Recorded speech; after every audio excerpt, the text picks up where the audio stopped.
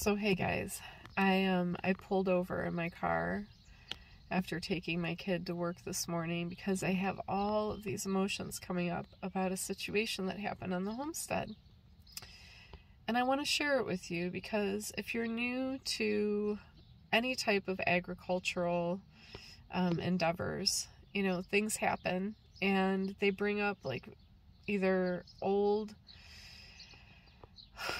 older experiences that are stored in the body, or you know, just they can connect you to places that maybe need a little attention. So, you know, this is not a metaphor. This is a real experience that happened, but what it did is it brought up a lot of things from my past that make me question myself sometimes, and some of it's ancestral.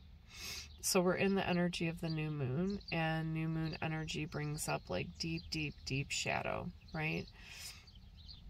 Things that are unknown to our conscious mind, but are whirling around in the subconscious.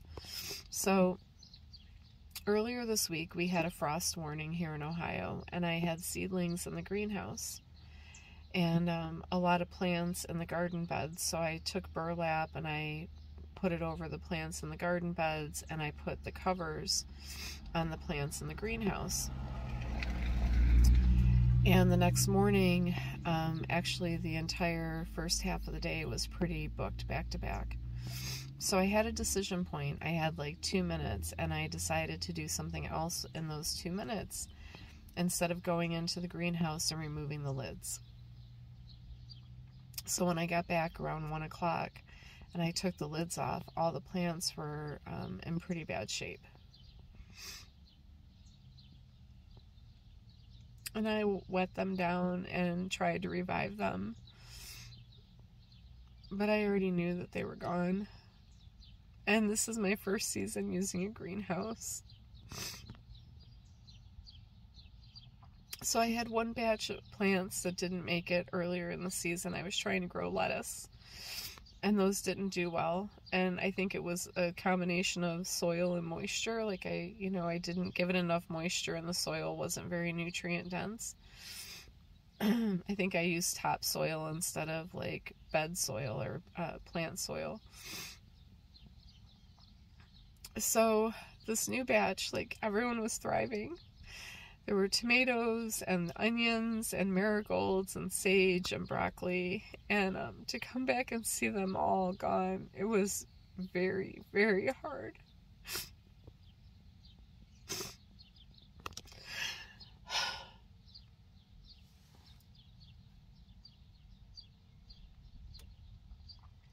I just felt so much remorse for that decision. In my mind, I justified it with, they'll be okay, it's not that long, it's even cold out yet, you know? But the greenhouse is meant to build heat. And I didn't listen. And so it just brought up all of these emotions around decision points, and like, do I know how to make good decisions? And am I fit to be like trying to raise seeds into plants? Like, is it a good idea for me to try and do this? Because, you know, am I able to tend to these little tiny beings?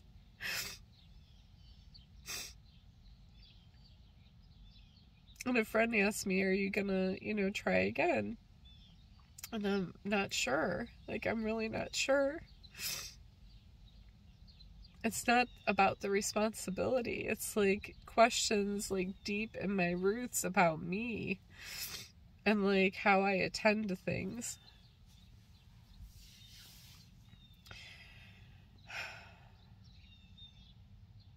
And it makes me think about all of the time that I've spent with the wind, and how the wind is always present, but it isn't just in one place all the time. Like, you watch it move about, and it's taking different things with it, meeting different needs at different times in different ways. And that's natural to me, you know. I move about a lot, and I take care of something over here and then over here and over here. But seedlings need constant attention, and it's a balance of like warmth and moisture and air. And yeah, it's like asking something different of how I've known myself. And I can do that, you know, it's a practice, like it'll just take time, but I feel the need of like doing some forgiveness work around the lives that were lost, you know.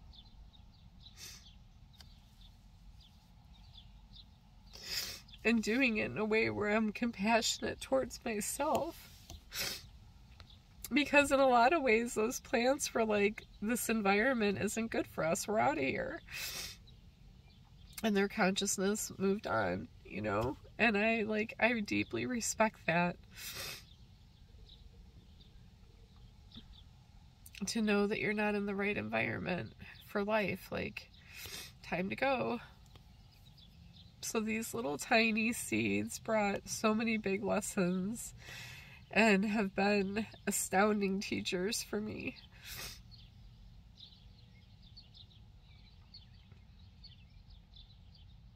And so if I am to begin again, it's, you know, beginning again in a new way, like a new dedication to the way that I'm attending to the life in the greenhouse.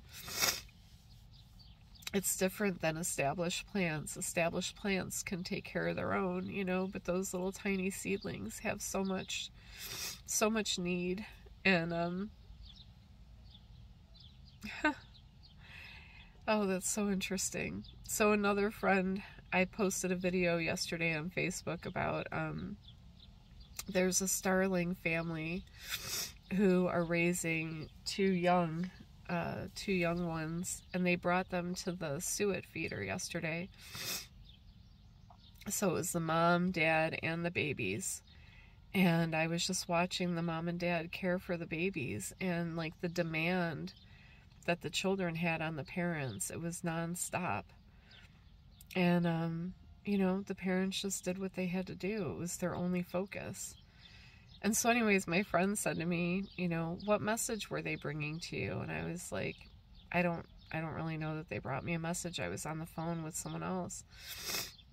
You know, so I was like on the phone call paying attention, but I was also watching the birds. But I think that part of that message was, you know, very similar to the seedlings. Like if you're going to plant them in the greenhouse, they're going to need a constant type of attention from you. And can you do that?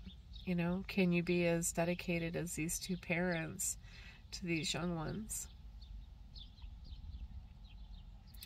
So stay tuned. It's a big question,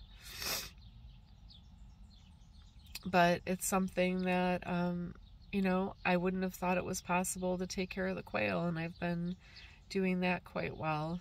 And you know, everything else that's been going on in the homestead, if you would have asked me a year or two ago, can you do this, I would have said no way.